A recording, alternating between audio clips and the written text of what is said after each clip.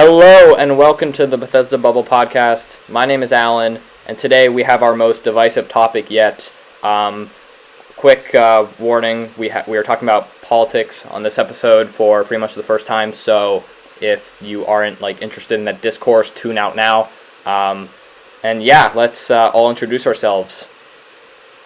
I'm Jack. I'm Lemon Lime Emil. And welcome to the podcast. And we also have a very special guest, DJ Marcus. Would you like to say anything? Just hello. It's nice to be here to discuss some relatively calm topics for the week, I guess. This is relatively calm for you, man. This is another level for us. Anyone want to take the floor and start us off? Because recently, actually last night, as of this recording, Amy Coney Barrett was elected into the Supreme Court by the Senate in a 52 to 48 vote. So, who wants to take the floor? I guess I'll start. Amy, in my opinion, in an objective point of view, is not fit to be a Supreme Court judge, in my opinion. I think that might have been... I see the strategy behind it. I really do, because she's really young. She's 40. She has a lot to give, because, terms are forever. But I just really think she does not have the experience worthy of being confirmed to the Supreme Court, in my opinion. All right, anyone want to continue on that? Okay, so I don't really know a lot about. I've seen a couple of those very liberal Instagram accounts post oh yeah, she's not qualified, which I can't really speak on because I don't know. I don't know what makes a qualified judge. From what I've seen. The only stance that I disagree with her that I've seen so far is abortion. I think that during the first trimester it should be allowed, but otherwise I don't think so. That's just my thoughts. Yeah. Well, if no one else is gonna continue, I guess let's let the liberals express their views first, and then we'll go with everyone else who's conservative. Amy Coney Barrett. Yeah. I am a independent. Yeah. How dare you? Yeah. Don't accuse me of who I am. Oh, it's heating up already. All right. No, but I think, in my opinion, Amy Coney Barrett is not exactly the most fit. I think she's a very smart woman. She taught at Notre Dame for a while. She was a law professor there. But I don't know about that. It's true. She had struggles describing. No, but she's a smart person. I know she's a smart. I don't necessarily agree with her originalist views or textualist views. It's weird. She considers herself an originalist, but then she said she modeled herself after Scalia, even though Scalia was a textualist. So really, it's kind of a little hypocritical there. But anyway, she's only been a judge, I think, since 2017, which is pretty... Yeah, 3 years. Not even 3 years to be a Supreme Court judge. I don't know. She has a good understanding of the law, but I think she needs more experience, in my opinion. I think this is just a pure strat, because they know that, which is sad to hear, because I don't know why the SCOTUS is always dealing with politics, because its original purpose is just to use the Constitution as the law of the land to decide whether the things contradict or apply to the Constitution. Yeah, it's intended to be nonpartisan, but unfortunately, that's the reality. Yeah, and Democrats are definitely going to pack the court. Oh yeah, go ahead. And they just know that she's perfect. She's she's Catholic. She has a lot of religious moral standpoints, because you know how Catholics are with abortion, and she's a conservative with interesting viewpoints. Just like Jack said, I don't know much of her, but based on what I've seen, she has sided in most cases, when it came to, I'm forgetting this, I'm not sure if they were Supreme Court cases, they were just cases. When it came to the subject of police brutality, she would most likely side with the police, and her views on immigration are, I believe she doesn't want immigrants in the country. That's a little bit of a generalization. I'd say it's more I don't know. Broad than that. I don't think anyone necessarily doesn't want immigrants period in the country, but I do think that she is definitely on the more reluctant side, as with most of the GOP, in terms of letting immigrants in freely. But Who wants to speak? James? I'll take it. I think this is, you guys were sort of saying some classic Machiavellian politics. I wasn't here for the episode where you guys talked about that, but I know generally what went down. I think that my views are more or less actually in a lot of ways aligned with hers, since I'm probably the farthest right member of this podcast. Ironically, there's two levels of Machiavellianism here. One is you could say she's incompetent or corrupt. I don't really care because she's getting my agenda across. I don't care if she was literally, doing whatever. To me, the result is what matters.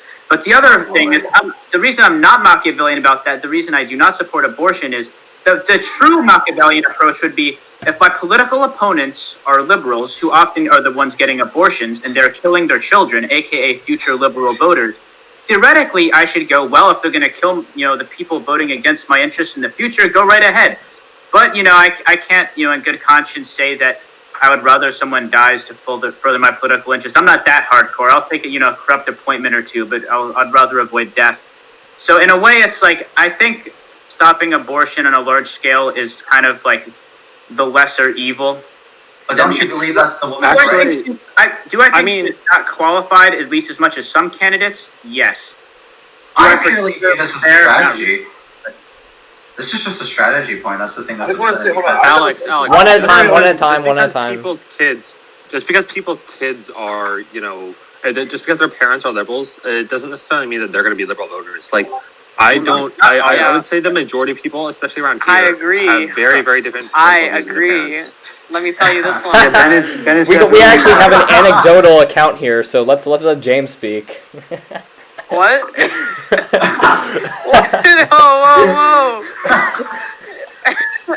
Yeah, James, you want to go on? I haven't really read into her that much, so I don't really know.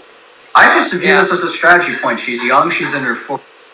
She can stay as long as she wants in that court because of, the term of being forever. She can, it's 40 plus years with this woman, I mean, would the Democrats, if the roles were the reverse, would the Democrats do the same thing? Absolutely. They don't like to admit it, but they of course would.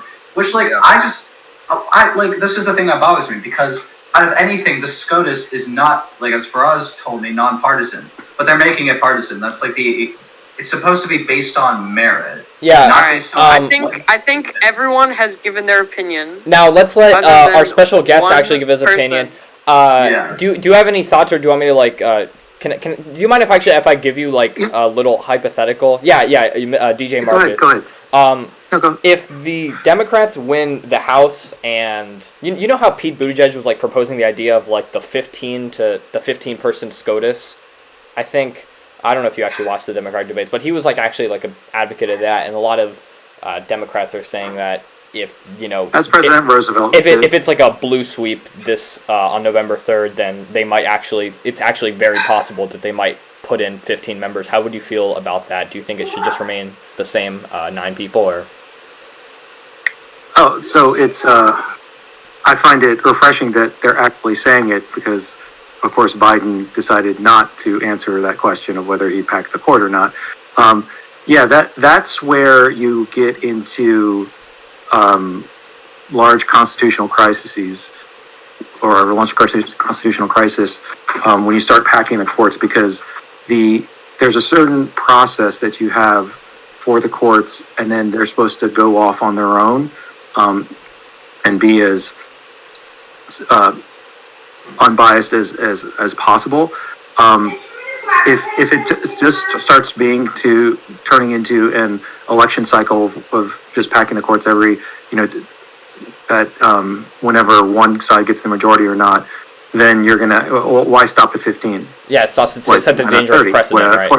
It'll just keep going, and it'll just become another legislative body. So that is a disaster that I don't think that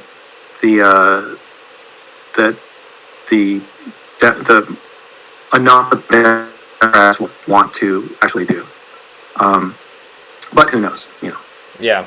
As far as the qualifications of Justice Barrett, I mean, she has been named as somebody on the short list for a nomination for a while now.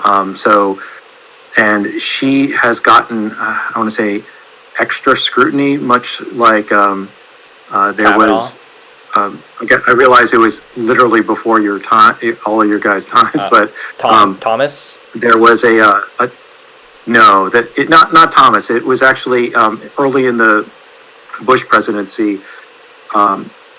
There was somebody that a Hispanic. I believe he was a Solicitor General. I don't know. A Hispanic lawyer who was up and coming in the conservative legal circles that President W. Bush tried to nominate to one of the circuit courts or district courts, and the Senate would not confirm him because they did not want, because they saw that he had a potential tenure going for the Supreme Court, as far as the politics are concerned. I mean, you do bring up that you guys have brought up some valid criticisms. I think that there are political angles for this that are correct. I would disagree with the characterization that that Justice Barrett is unqualified. She's extremely qualified, and I mean, and if you're saying, Justice Kagan, one of the current Supreme Court justices, was never a judge. I mean, that's not the guideline of whether you of your qualifications. I mean, Justice Barrett was she's actually about to turn 50 or within a couple of years. So, but yes, she is younger, and that's one of the considerations that you have when you're choosing who you're going to nominate for the Supreme Court. But yeah, she has the potential. I mean, just her control of sort of the facts of the Constitution and the legal background, like as she sort of displayed in her nomination hearings. Like, she went in with not a whole bunch of notes. She went in with, that I guess it became a meme of her holding up the notepad. It's like, oh, well, what do you have in your notes? It's just the Senate notepad you gave me because I'm just those are just semantics. Those aren't like, I don't think most people are worried about that. I think my main problem, I think a lot of other Democrats, their problem is a lot of the pieces and a lot of the abstracts she's written in the past have what you could say a mix of church and state at like some degree, and I think that's a big problem for her decision making in the future. I know pretty much every Republican on the SCOTUS is a Christian, but I don't know how conspicuous they've been with it. So I don't know. What do you have any thoughts on that? Or it's she has a lot of the people. I don't know. I guess I'm thinking along the lines of she clerked for Scalia, and I just the sense I get is that Justice Barrett might be on the same level as Justice, as far as both intellect and potential impact on the court for decades to come, as far as judgments, as far as writing case law. I think she's potentially as impactful as both Justice Scalia and Justice Ginsburg were. Both of them, I mean, Scalia and Ginsburg were opposites, sort of in the way that they did their, I want to say their judgments or their take. They were total brilliant legal minds. Yeah, and they were close friends as well. So that's why I think a lot of people on a lot of Republicans do feel very happy with Justice Barrett and very hopeful about how she's going to apply the law. I know that didn't quite answer what you were saying, but no, it's fine. What do you consider yourself? I'm guessing you don't consider yourself a pragmatist, but what would you consider yourself most close to? An originalist, probably, right? In terms of your views on the Constitution and current laws. Yeah, I would more lean towards originalist. I think that our system of government is such that there are ways that you can evolve it, but it's a mixture. It's not just by judicial fiat. It's you have to, you can pass new laws or provoke other ones. It's hard. When it comes down to sort of the whims of, I want to say that, well, the judiciary should not be a third or a second legislature. Right. It's the third branch of government, but it shouldn't be a second legislature. Yeah, you have to really watch about doing that, because then it becomes a numbers game, and then you say, okay, well, let's just pack the court, and why not just have more judges there, more representatives? Judges there, and I don't think that that's a good way to do it. That's one of the things that I felt earlier on in my sort of political career, political outlook.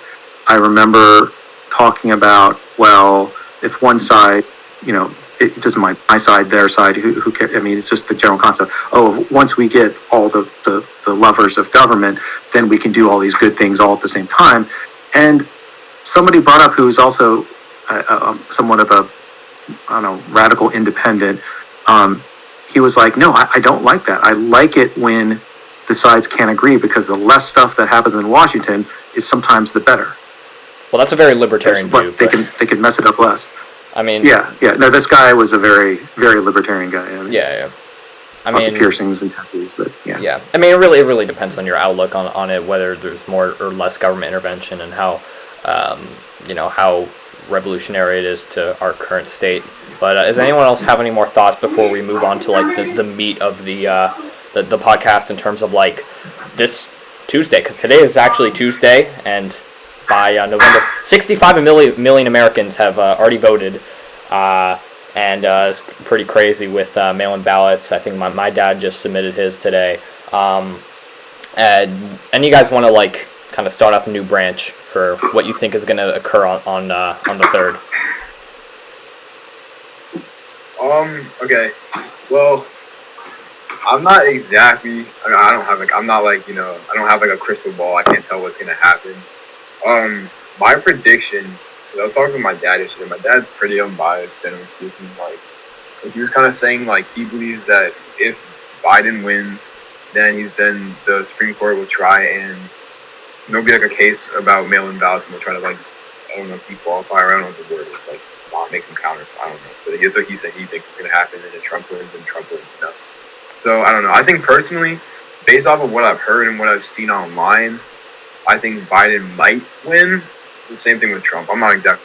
It's like trying to bet on a sports game. You got no clue what's going to happen. You know what I mean? No, Jack. I think what you're trying to talk about is that since a lot of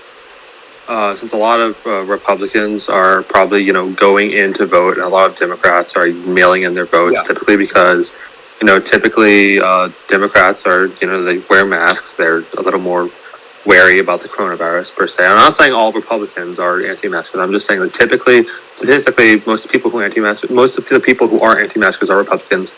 So that's why they're going to go in person. The Democrats are mailing those in. And not all of the ballots that are mailed in are going to get there in time, so it's going to be Trump victory announced, and then the next day, or a couple hours later, all the ballots are going to come in. They're they're going to count again. They're going to be oh, Biden actually won, popular vote or whatever. And then Trump might be oh yeah, you see, it's a scam. There's meddling in the election. This is a big problem. Oh yeah, go ahead. No, I'm done. Go ahead. Oh, I was going to the big transition of power kind of problem that came up in 2016. It wasn't addressed in 2016 because Donald Trump won, but I'm actually kind of curious. He's gonna have no power if he loses. I want to know what he does, and it's mind-boggling to me how he hasn't said, "Hey, I'm gonna peacefully transition power." Or, no, I'm thinking about it.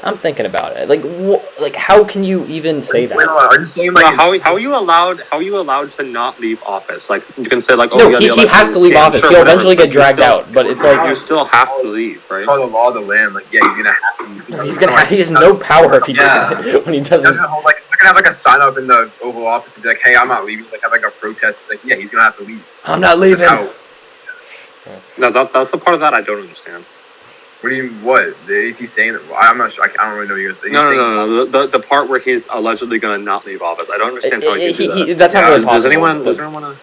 I think the what doesn't make any. He's gonna have to leave office.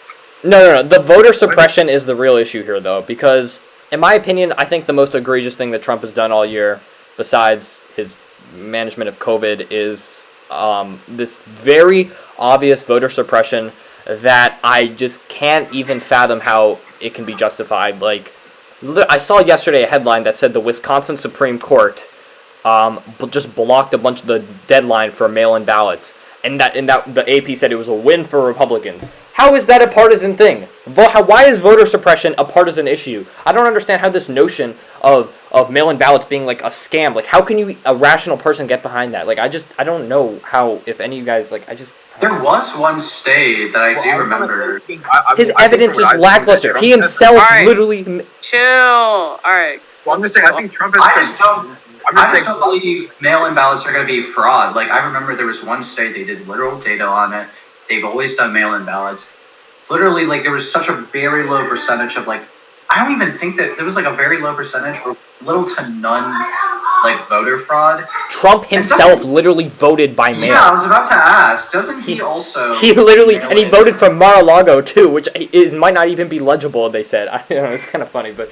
This reminds me of an article I read about someone placing fake ballot drop boxes in, like, California. The evidence he's showcased is so lackluster. It's... I don't know. From an objective point of view, I will have to say this. This is probably going to be one of the most important elections we may have, because I remember I'm literally looking at the news. Like, people are getting death threats for who they support. Like, there was like one person who's like, "I have tracked your information." Like, yeah. That's what I was saying. There probably are going to be people who are going to get murdered after this election. Okay. Chris Brown. That's what I was I'm not saying to be murdered. I'm just saying, like, there's like so many threats going on. That's just kind of how politics are today. Like, I always say that thing. It's like, if I go to Arkansas, if I go to like some random town in Arkansas and I go out in the crowd, I'm like, I'm a liberal. Like, I guarantee you I'm gonna get punched in the face. You know what I mean? Like, if I go out there, and same thing if I go to like I don't know, freaking like San Francisco. If I go to like Connecticut and I'm like, yeah, like Trump 2024. Yeah, go to Bethesda, Maryland. That's me. You go in Bethesda, Maryland, dude? Yeah. You take a stop down DC. Bethesda, Maryland. I say Trump 2024, like Trump forever, like stay in office, Emperor Trump. I'm gonna get clocked in the face probably. Like, this is not Emperor Trump. Obviously he's not Emperor. I was just saying if I say something like egregious like that, then yeah, I'm gonna get like jumped. You know what I mean? I just believe his administration is just incredibly hypocritical. And also, I didn't mean to say like Trump's like not emperor. I was just saying like if I said that. Yeah. I find that's all. Mr. Alzona, since you are a open Trump supporter, what is your opinion on mail-in voting and Trump's opinions on it? Trump's opinions are exactly correct. I don't know if that's surprising that you hear me say that, but there's absentee voting by mail and there's blanket mail-in voting. Absentee voting is that you're a voter and you can't go to the polls and you send in and saying, hey, send me my ballot, and you're sitting, waiting, expecting a ballot. You get it, you fill it out and mail it in. That's shown to be relatively secure. Mass ballot, sending out mass amounts of ballots has not. But I mean, there's been multiple exposures so far this year of people just collecting ballots, people, finding stacks of ballots sitting just on the side of mailboxes or at depots, or some of those were doctored, but I mean, yeah, and doctored. But there's even a Project Veritas release, I believe today, of somebody basically saying how she was going around helping voters, helping people fill out their forms and saying, well, but yeah, you said that you really like, this other thing, this other candidate, don't you want us to vote straight Democratic here? Why don't you fill these things out too? If that's what you really wanted, you need to just mark it on there. And then she was saying how she was turning in about 7,000 different ballots. and distributing them between different post offices, so to not raise suspicions. Now, again, that's hidden camera investigative reporting. Whether it's going to be found completely valid or not, that's good. Another thing too, but we have ample evidence so far this election cycle that there are huge problems with it. And when you, I believe it was a Post article, a New York Times article, a major outlet in 2016 or December 2016 or early 2017 saying, well, the President Trump won the election with about 50,000 votes across multiple battleground states. So when you can get this amount of voter fraud right now, like being uncovered, it's not just this is just what's being uncovered this year, right now.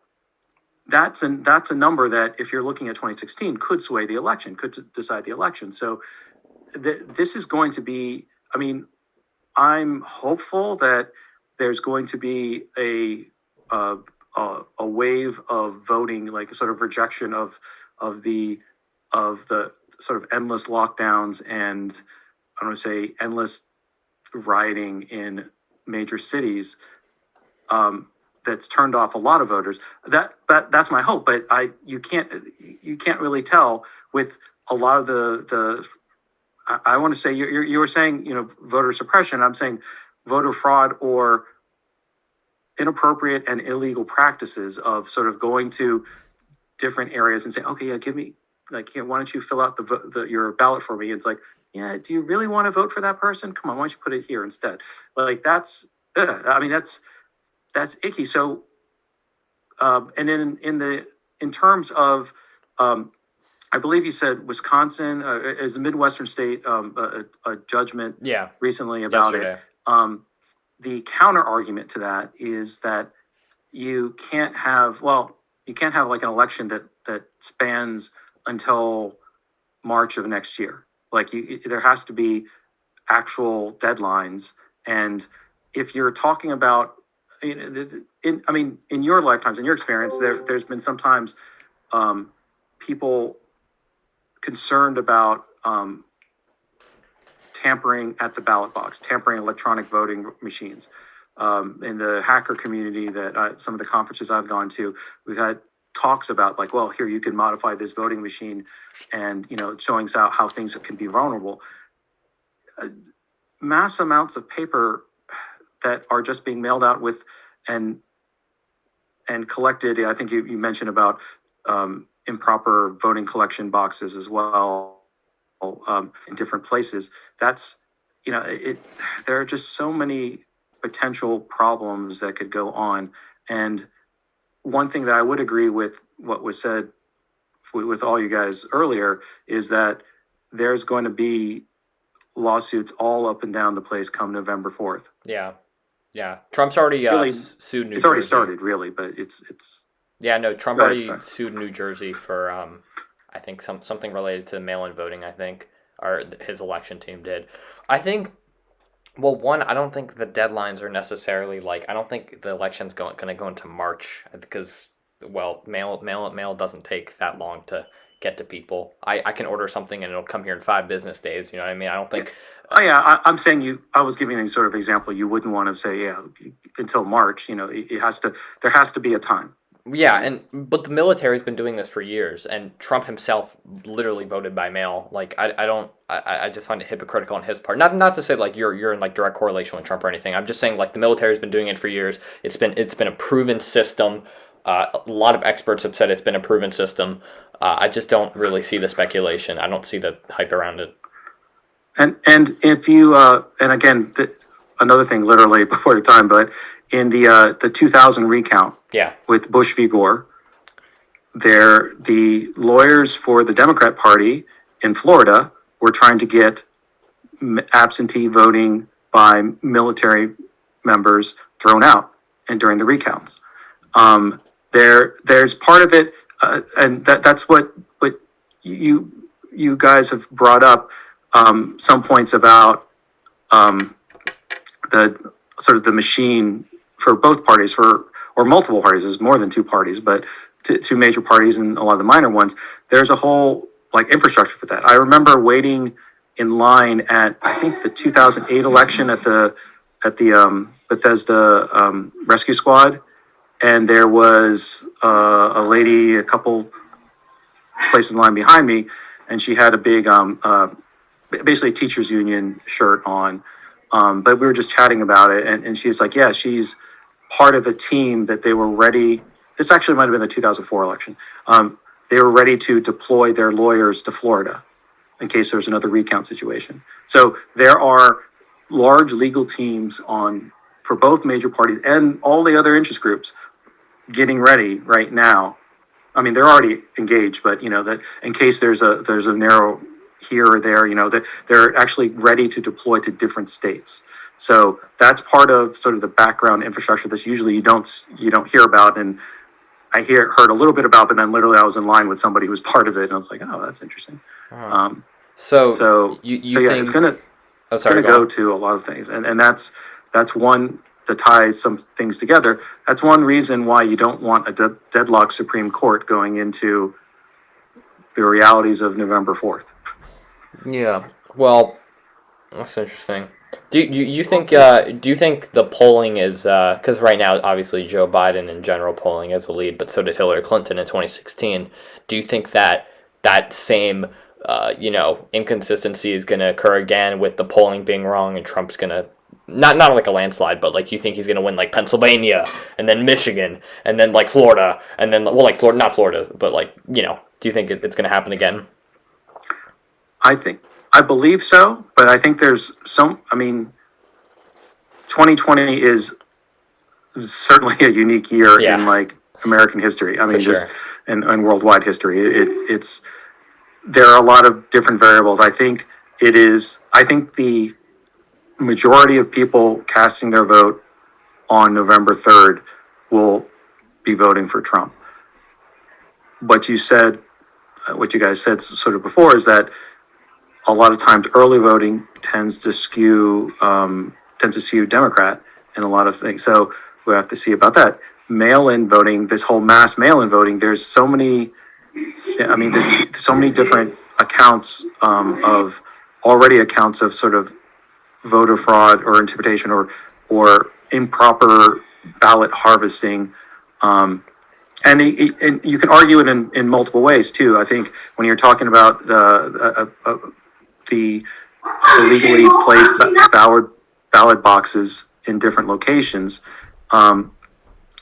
like that, I think you're referring to some churches that put a ballot collection box outside of their parish in California. I believe that was the news story. And so the sort of Democrat officials in California were like, oh, you can't do that. But by California, like where you can actually collect ballots, the laws in California, it's sort of like turned on its head. It's like, well, we're just going by your laws. And so it's just yeah, I just don't see how it's fair though, how there are cities in Texas with one singular place to put in your deposit for your mail-in voting or your voting, and then these cities in Texas are like the size of Rhode Island and get one. It's like it's so inconsistent. It's really frustrating to look at. I was just gonna say, well, you can't expect it to be like perfect because like this virus hit in like March. But Republicans are like literally deliberately making it so that there are less. Like this is a very obvious thing. I was also gonna say though, either way, like I think generally speaking, the mail-in voting is gonna be like scuffed anyways because it's like too scuffed. There's not a lot that you could really do because of this virus. Like you know what I mean? Because of the virus, like normal voting isn't really that big of an option. Like mail-in voting was kind of a necessity for this election. You know what I mean? In terms of just like what had to happen. Because like I don't know, maybe they could develop like an app or something. But like you know what I mean? Like generally speaking, like I don't know if I'm getting off topic. No, that's fine. That's fine. I just argue that it's even easier or it's even harder. Sorry. Okay. It's just this has been thinking on my mind. So the major issue with Republicans for this election is that they think that there's going to be a huge voter fraud issue. However, there are countless studies. I actually did some research when I was debating this one person, It was published by the Washington Post in 2014, and they only found 31 credible instances of impersonation fraud from 2000 all the way to 2014 out of more than 1 billion voters casted. So, 1 billion through mail-in? I'm not sure if it's through mail or not. I was gonna say this election probably has like by like a multiple of 1 million more mail-in voters than there were in previous elections. You know what I mean? Yeah, but when you have but like based on 1 billion votes, regardless of what strategy or what it was, they only managed to find 31 from over a decade.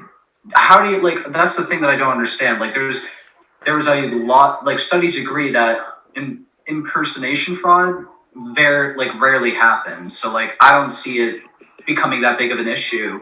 I think this is, in my opinion, I think it's just Republicans are trying to make sure they have somewhat of an advantage. Yeah, because they know that people that are going more in real life are part of the GOP, and I mean they're very aware of that, and I think it's pretty blatant censorship. Well, I mean, anyways, either way, I mean, if it was the other way around, I think it's just normal to be skeptical of it, just because there's so many people doing mail-in voting, and it's probably it's very normal to be skeptical of it, but it's even harder, Jack. It's even harder when one side is literally deliberately going against the grain and trying to make it even government investigators agree that voter fraud is rare. All I'm saying is that if it was the other way around, the same thing would happen, and that either way, because it's a presidential election, there's so many people doing mail-in voting, it's just a matter of fact that like this kind of thing's gonna happen, so it's normal to be skeptical of it. And I think preventing it, like doing that whole I guess I don't want to call it. So you should defund the USPS then? No, I'm not saying that. Hold on, time out. Why are you jumping to conclusions? I was just saying my point. I was just saying Jack is trying to make a very centrist view of this. It's yeah. I'm just trying to say like overall like all right. My bad. Overall, like fraud's gonna happen because it's not that hard to do. You know what I mean? Like it's just okay, yeah. I mean, I think that's pretty obvious. Because it's a large scale, and also it's the presidential election. But I feel like a lot of the examples that Republicans are pointing to of fraud are just like things they saw on like Twitter and Facebook on like Charlie Kirk's Twitter account that are like, oh my god, this is voter suppression, or no, this is mailing out fraud. Oh my god, this is ridiculous. Like I feel like there aren't actually like credible journalists that are actually saying this. I feel like it's just built on this. So many elections in which that there have been no cases of voter fraud. Like if you want to, like for example, all I'm saying is because there hasn't been like 100 million people doing voter mail-in ballots for the. Okay, but what about 2016, where it was one of the, I guess at that time it was going to be an incredible election for most people. But they're saying in terms of mail-in, and that wasn't. I'm just saying in general. There were probably like a couple 100,000 people that did mail-in voting or something like. I'm not sure the statistics, but in comparison to this, there's not as many. Not even close. You know what I mean? So some of it, when you say the multiple sites or multiple outlets have said that there hasn't been any significant voter fraud. I mean, that's a moving target. It went from there's been no voter fraud to not significant enough to change the outcome of the election, so therefore it's a debunked thing. But when you have most media outlets that always endorse the Democrat for president have come out and said that there's not any voter fraud problem. But even in 2016 though. But and then you bring up, oh well, some conservative, Charlie Kirk is saying this, and that was just an example, but but I mean, is saying that there is. Okay. I just think it's not going to be that much. I just feel as if like the examples that a lot of Republicans are pointing to that are like the authoritative example of how mail fraud is bad are just like things they see on like a Twitter account. Also, Jack, to talk about the mail-in voting, because you were wondering the number, in the 2016 election, approximately 33 million ballots were cast by postal vote. About a quarter. That isn't a small number. I mean, like. Yeah, that's such a huge number. That's 33 million, and there's again also research that shows that there's very. Yeah, I thought it was like 100. No, there's a lot. So there are a few states that have gone to all mail-in voting, and they've been doing it for years. Yeah. Like I believe is it Oregon is one. So there are some states that have a history of doing it, and other states that it's entirely new, and we had a trial run of this for the primaries in many states that went all mail-in and or mostly mail-in, And there are many instances. There's like I don't say thousands of cases of people who like didn't get their ballots or weren't sure that it actually got in. There were multiple times that they found ballots, like a week later at some USPS location. Um, then there's people who were indicted in New Jersey for election fraud, for going around they were harvesting ballots. They were I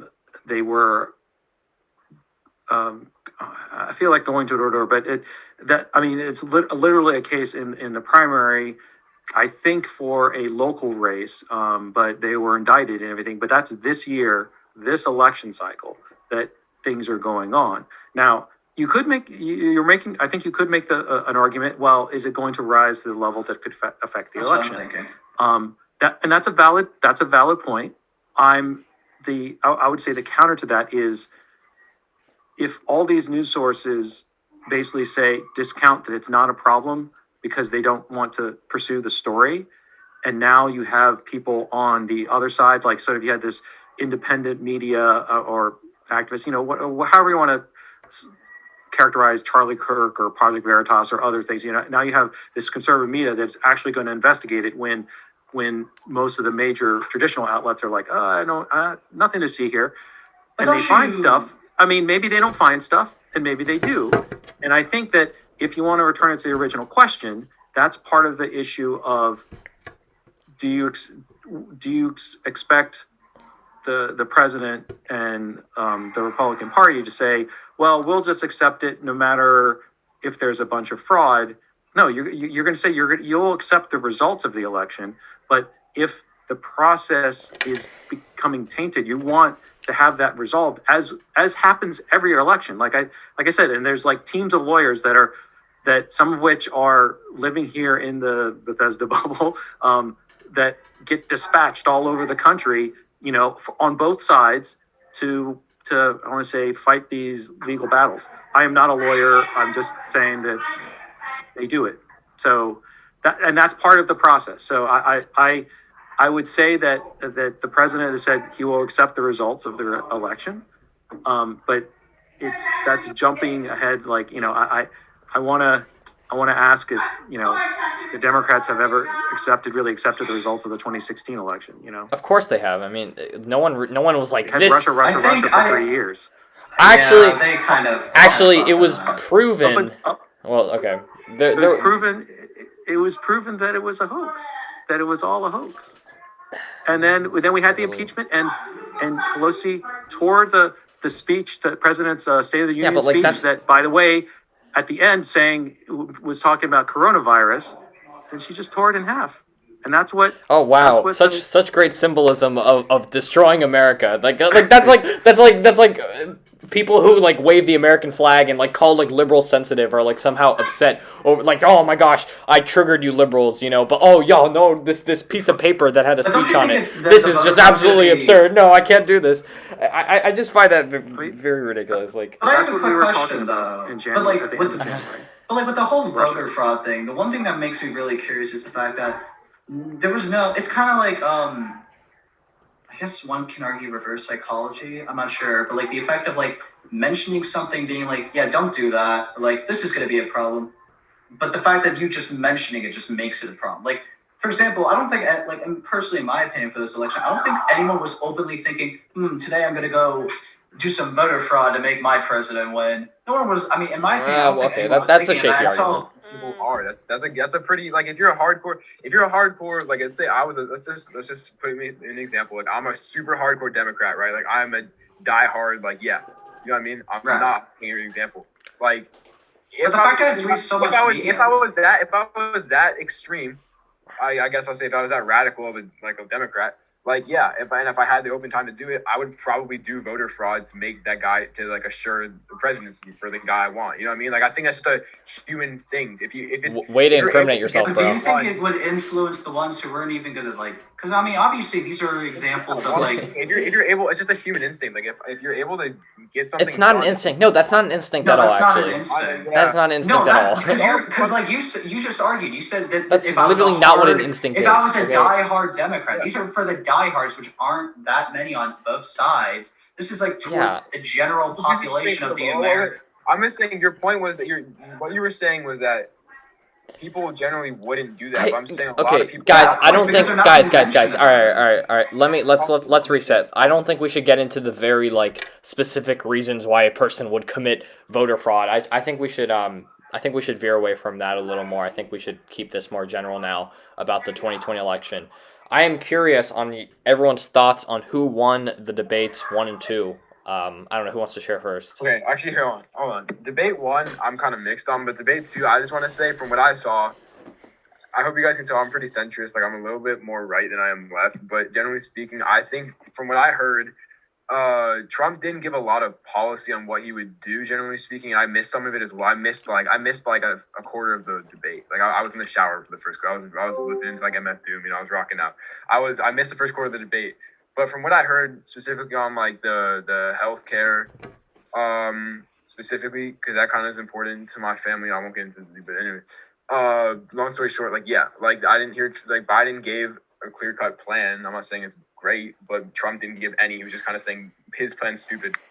That's all he said. You know what I mean? That's kind of. I think Biden won. So. All right. Well, I think my opinions on the debates. I think actually Biden won pretty obviously on the first one. I think Trump interrupted like 70 something times, while Biden interrupted 20 something times. Not to say like the lesser of two evils argument or anything, but I think Biden was a little more belligerent in the first one. I think he needed to be, and I think Trump kind of just lost his cool because I think Trump went in with the notion that like Biden is just this crazy old man. I don't think his team really prepared him enough for that specific debate. I think he kind of underestimated how. And he starts flexing about how Biden wears a mask. And then, Yeah, I was like next day the gets stupid corona. points like that Trump makes, and like denying science, saying, "Oh, are you a believer in emissions? How can you be a believer in emissions? Like, are you kidding me? Like, I don't know. Anyway, Also, the one thing that's that makes something me else. But, incredibly like, curious is when he was given, and I know this because I actually did research, and yeah, I mean at first I was wrong, but yeah, Trump has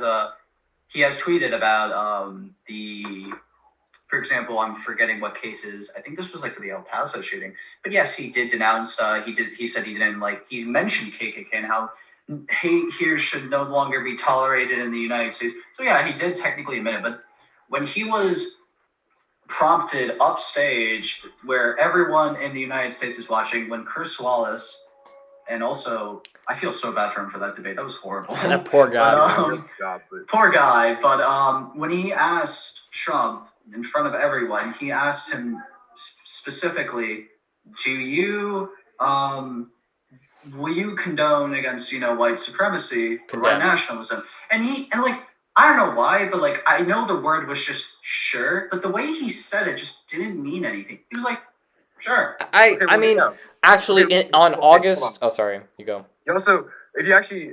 I originally was on your side, like, yeah, he didn't denounce it, but then I actually saw, ironically, it was on TikTok, but the guy was just an unedited footage of the thing, and then he said, yeah, he started to talk about it, and then he got interrupted, and then he said, like, sure, you know what I mean, like, then he answered it afterwards, so I'm saying, but then when he was told about the Proud Boys, which has been known to be a very alt-right, and the FBI has declared them as a white, I don't know if it's nationalist or supremacist.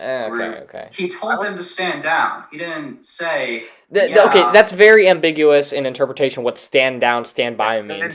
Stand down saying. I think Trump is against white supremacy. That's like saying that doesn't mean he can. Like that just means just stay. I think no. Trump is against white supremacy. He's just a little scared. He's just a little scared on the debate stage to say, "I am openly against it." I don't think he's because why would you not be openly against those white? Because that's like a little bit of his voter base, don't you think? Yeah, exactly. But like that just proved. Like I get the point. Like strategically, if you the point, I don't think like vast majority of voters are white supremacists. No, white no one supremacists. thinks that. I think that the people who are white supremacists tend to Well, be yeah, okay, Trump, yeah, okay, Trump yeah, voters. okay, Like yeah. that's I don't know. I don't know how So- you. Well, yeah, go ahead. So the thing is, it's interesting. If you're constantly asked if are you, you're not one of blah blah blah people, are you? You know, if you're basically asked constantly asked a slur like, are you a whatever ist, that, you know, you get sick of replying to it, and it gets like, it's like, well, why do you keep asking me this? I already told you, I already said this multiple times. So I can get that sort of reaction that you eventually you would develop, because that's what even though they already asked the president, like, and he denounced that like 47 times in just the month that Charlottesville happened, like, and he denounced it over and over and over again. He still gets asked it again and again and again, and so like it doesn't. I don't know. It's meant to be a gotcha question. Yeah. And if you don't answer it in the same robotic, fully disclosure way every single time, then all of a sudden it just reappears as a story. And it's like, it's sort of reprinting the attack lines from the Democrats. Like, it's not asking questions that are substantive. I mean, you've seen seen him denounce it over and over again. Then But they based ask on it his again. yeah, but and the it's guy like, the guy has "Aha, literally you didn't do it again." The guy's You literally didn't. retweeted white supremacy. Like it's kind of can be reiterated when he has. I mean, I'm not saying a And retweet is actions necessary. speak louder than words. I mean, Yeah. we've seen his policy, for example. Alan and I are Middle Eastern. We have Middle Eastern heritage from us, so it's kind of upsetting. I mean, I don't know. I'm not going to speak for Alan on this one, but for me, I feel incredibly upset with the not Trump ban. Excuse me, travel ban of the Muslim travel ban of 2016, and how, you know, it's still in effect today because the main purpose was to, quote unquote, get rid of terrorism. When I remember there was a report from the Department of Homeland Security, they even stated that there's no direct correlation between the countries that Trump chose and the correlation to terrorism. And even if you want to argue about like the countries he chose and whatnot, keep in mind he had his original draft was like way more, but he knew the Supreme Court was gonna, because when they were doing the process of arguing whether or not this was constitutional or not, he literally changed it because he knew it was not going to work out. So he had to add like revisions and whatnot just to get, like, I guess, the minimum amount where the Supreme Court was going to be like, okay, yeah, this is technically allowed, and it's still in effect today. Like, you know, and keep in mind he's directly mentioned like he wanted to get rid of. I'm not sure directly. I might be wrong, but I'm pretty sure, and I mean, I don't know, I can go research on it later today, but the ban of Muslims, which is, in my opinion, incredibly offensive because not all Middle Easterns are Muslims. I'm Middle Eastern, yet I'm a Christian. And, like, you know, it just kind of goes with the, I wish Faraz was here for this because, like, he would definitely talk about it, but, like, you know, not all Middle Easterns are Arabs, not all Arabs are Muslims, and kind of goes with that whole trifecta of assumptions based on the Middle East. Sorry. With that whole thing, the largest Muslim countries in the world were not banned. It was. But then why? It was targeted about specific things having to do with visa and passport controls, and, you know, it's. Wasn't like Syria on the list? I can't remember. I mean, I'll check for you. It was it's meant to be a rhetorical device to say, well, look how bad he is, how evil. I mean, it's and then, you know, there's claims that, you know, that the president is like anti-Semitic, yet his daughter and grandchildren are that, and Israel is literally naming towns after him. But if he's that, then he's doing a bad job of being. If like Israel's like naming towns after him, like that's just weird. I don't. So I just checked it. Yeah, for you. Israel's not exactly cool with a lot of Iran and a lot of other countries he imposed bans on. Yet now there's, you know, we we were told in 2016 that if he's elected, there'll be all these new foreign wars. Yet, not only has there not been, but now there are record groundbreaking peace deals in the Middle East right now. 3 different countries have, which was it? Signed a I think it was peace Jordan. agreement with. I think it was Jordan, Egypt, and something else. Is that because of Trump? Yeah. Yeah. It is. Yeah. It like Deal of the century. I'm looking at the countries for the travel ban. So Here, the wait. Let me look it Okay, up. but also his management with the Kurds. Are you kidding me? Like Oh, that was yeah. one of the That most was horrible. egregious things I've ever seen. You can't claim When he's he some pulled- saint when he in the pulled Middle out- East. When, I actually did research on this. This was an AP Cup when he pulled out the troops in the Middle yes, East. and that because he Kurds literally were our let them allies. die. Yeah, because then Turkey started coming in and invading, attacking ridiculous. the Kurds because Turkish don't like Kurds, which then caused ISIS prisoners to be freed because, well, not freed, but like they escaped because the Kurds didn't have. They were getting attacked from Turkey as well as ISIS, and they couldn't handle all the pressure. And I don't know. It was just it's just a sloppy job of what he's done in the Middle East, in my opinion. So, and I don't know. That's but just that's me. okay. So it was actually the recent one. James, you were mentioning the earlier peace deals that Israel had. I believe initially with I forget under which president, but the recent one that Trump did was with the United Arab Emirates, Bahrain, and Sudan.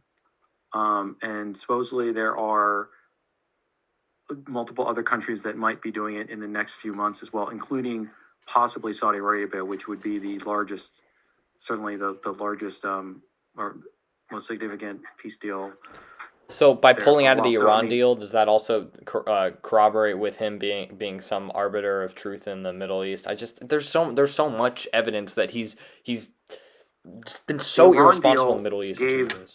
Iran, $150 billion? Like, it was a payoff from the previous administration. And actually, that's probably some of it too, because most of the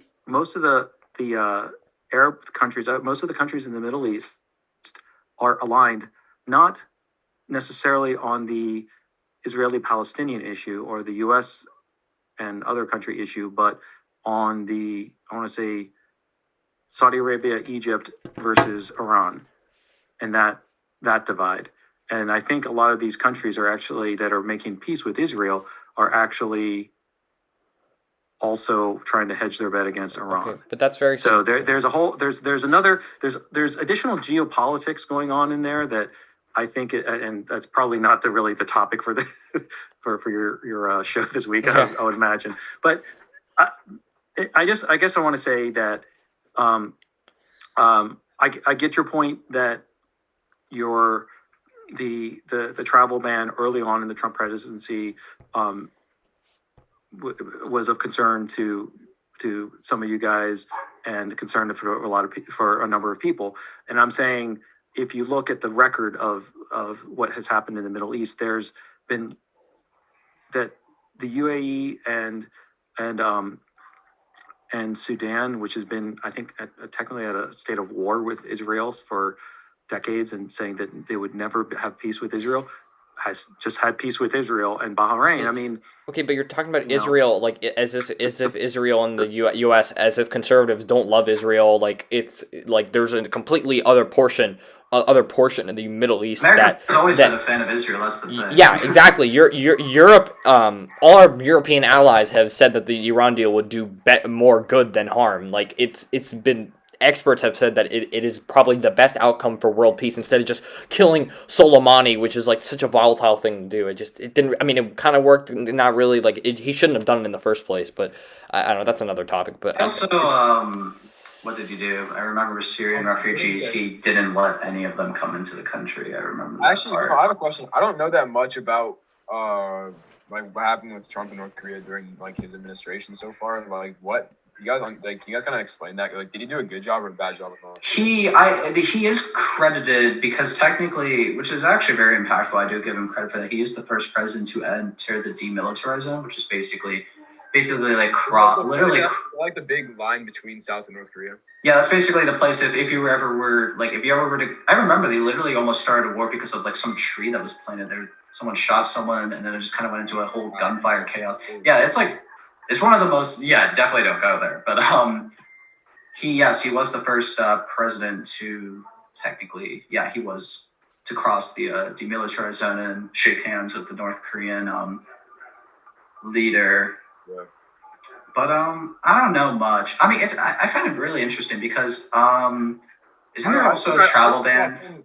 I just remember I saw some report that said that Dennis Rodman did more for the United States and North Korea than Trump. Dennis Rodman. That's kind of funny. Really Dennis Rodman. He's like friends with Kim Jong Un. He's good friends with unless DJ Marcus wants to add on, and then we'll move on to the next topic. I just with North Korea, what it was sort of both surreal and hilarious, but basically he traveled to the DMZ, to the North Korea South Korea border, and the North Korean president was there across the border, and even though all the military people were like sort of freaked out, like, what are you doing? Like, he just walked over and said, hey, how you doing? And shook his hand. Like, so he sort of opened up those personal negotiations, which, again, you can love him or hate him, love the president on that, but he does know how to talk to people like in person. In person, he's a very personable person. Yeah. I'm repeating myself too much, but it's like, so he made that connection, which hopefully will lead to, it led to a de-escalation of tensions. Hopefully it'll eventually lead to peace on the Korean Peninsula. They're not going to do anything. I mean, okay, well, anyway. And it might not too. No. I think, honestly, that his management of North Korea is actually one of the best things he's done during his presidency. I actually agree with him. I think speaking to Kim Jong Un like a human is actually like probably the best thing he could have done.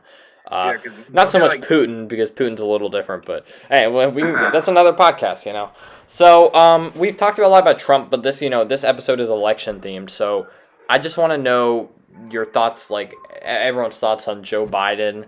And I know us Democrats, we say settle for Joe, but I don't know if that's.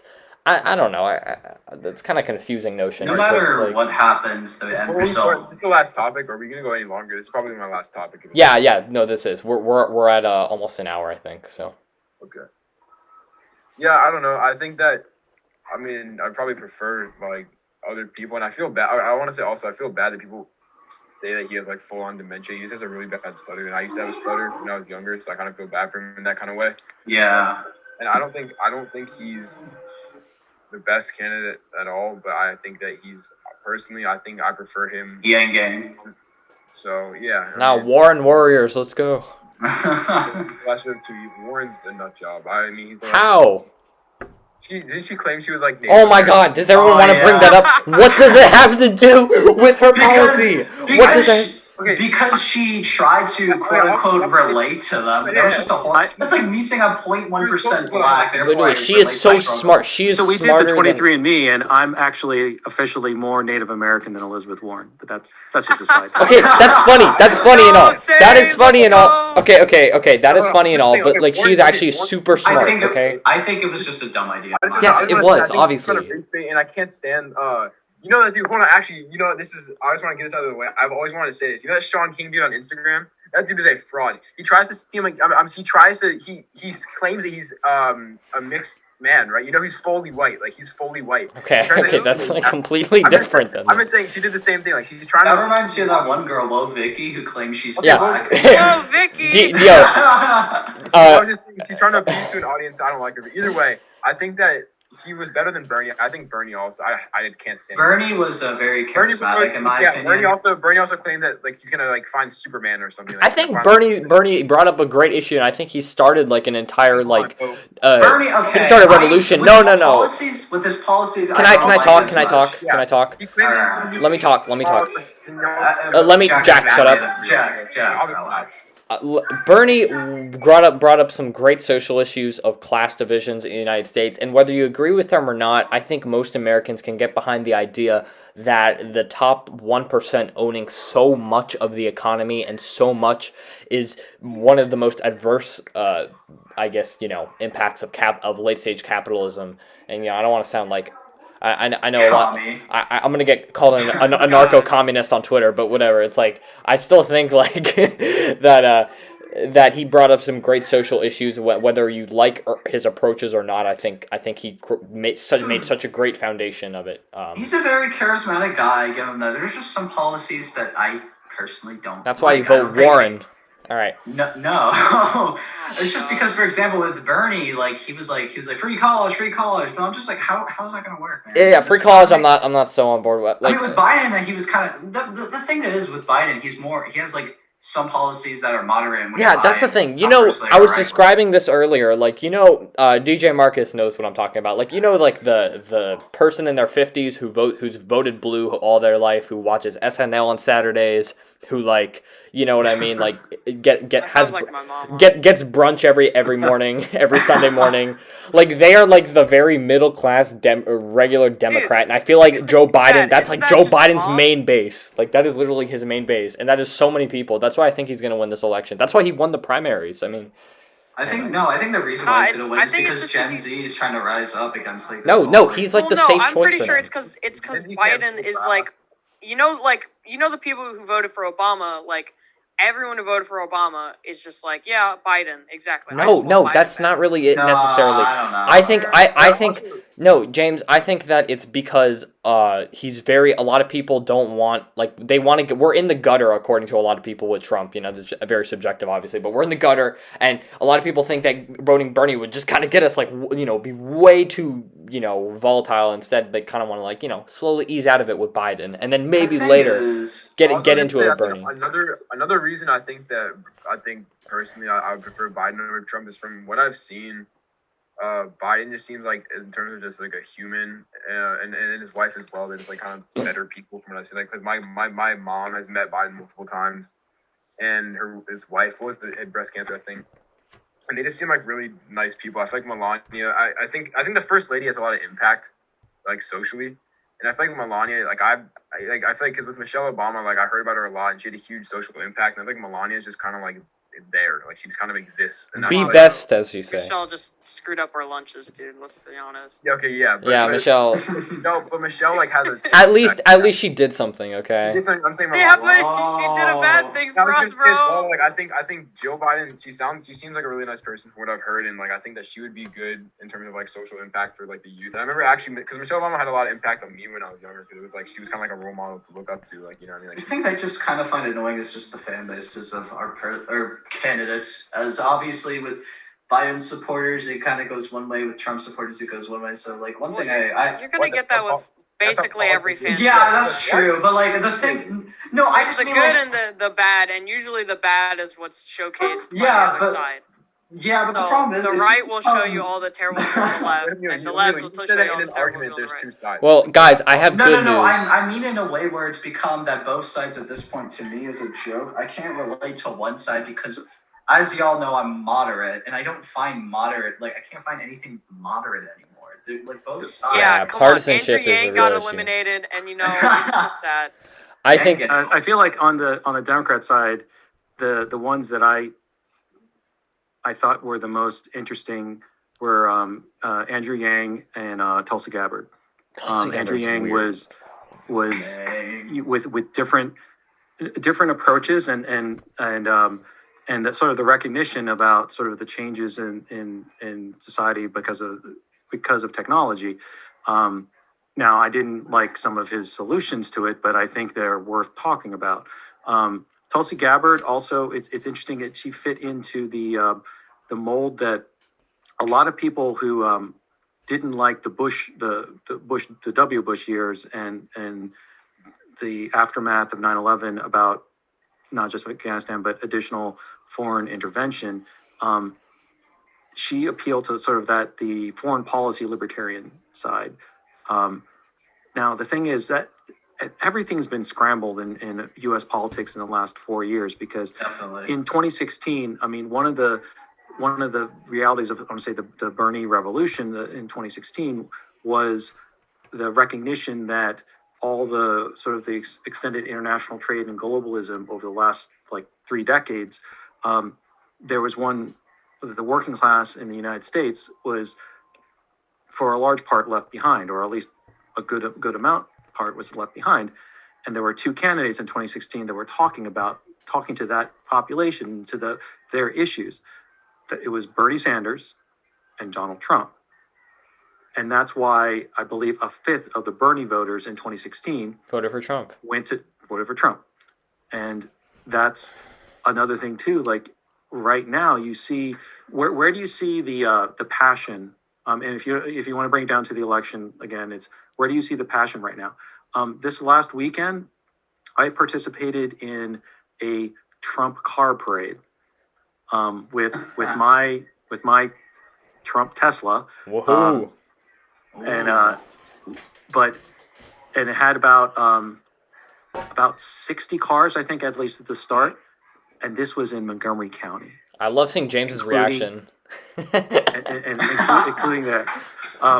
And so I haven't seen any Biden parades. In fact, at the Biden rallies that have happened, more Trump people have showed up to the Biden rallies to chant than actual Biden people. Like there's footage of like Biden sort of getting distracted because there's like Trump people at a distance, like yelling like 4 more years, stuff like that. Like so the passion out there there's a huge amount of passion. Now you can counter it with some of what you guys have been saying that people are at home and they're pissed off and they're voting by mail against the president. Silent majority. Not for Biden, but against the president. And there's certainly a lot of people doing that too. So we don't know what's going to happen until election day or week or month, whatever it's going to be. Trump is really good at making the correlation between like him and nationalism like basically intertwined, or that's like the notion he's been selling to supporters, and I think that's like really smart of him. Well, that's kind of, I don't know if that's been like. I don't like the man himself. I don't know. No, I don't know if that's been like a huge Republican Party like idea for a while. But the degree that Trump has brought it to like America first is like, I don't know. I think it's going to really set a generation of Republicans. I do have one interesting question for DJ Marcus. Do you think based on, because I know this is like one interesting thing. There's like this like YouTube channel. I think it has like a couple 100,000 subscribers. Could be wrong, but it's called Republicans for Trump, and they basically they reminisce on the times where they were like good Republicans back in the day, like they were fond of Ronald Reagan and especially John F. Kennedy, for example. My question is it Democrat? Really? Kennedy, yeah. JFK was a Democrat. Oh, okay, we're gonna edit that out. He always seemed like a Republican to me, but whatever. No, it's just that Democrats. Yes, in today's standards, JFK would be a Republican. No, he wouldn't. He was based on his international policy. He wouldn't. He's anti-communist, anti-socialist, anti-communist. Yeah, but being anti-communist does not make you a Democrat. Like, does not make you a Republican. That's so ridiculous. Yeah, but having like a standpoint of that, like being very, but like having like a huge like, I guess anti-commie, like very strong, and that makes you kind of like Republican. Well, I think also maybe he probably wouldn't be as anti-communist because it's not as much of a prominent issue anymore. But I think also like anyone that actually thinks communism isn't like a terrible thing is kind of stupid anyways. So I think everyone kind of should be. Well, actually, the epitome of. Hold up. Can I speak? The epitome of communism. Hey! Give me my time here. Give me my time here. Okay, I think the epitome of communism, if it worked, it would be quite something to look at. I'm not saying it would be good or bad. Yes. It's very easy. James, hey, Jack. Ian, Jack. Ian, calm down. Let me speak.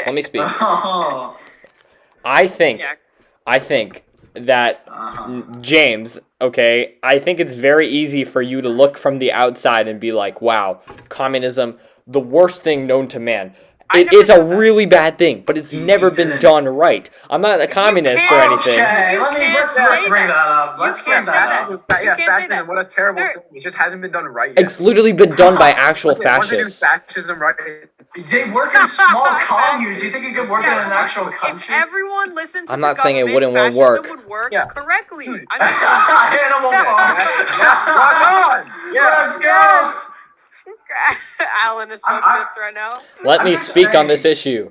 Alan got owned No, you're by not- I did DJ not get Marcus. owned, James. You've spoken like twice this entire podcast. Calm down, okay? Okay, You hold literally, on. James. You literally I just see- butted in. okay, let's James, just- James. I see- It I is see so where you're easy coming to from. beat a dead horse when someone says like communism. The idea, if it was, Yeah, it's so well, easy to say yeah, that. It's so yeah, easy. okay. I could It look is, back it and is. I could look. It's Okay, true. James, calm down. Okay, I could literally say.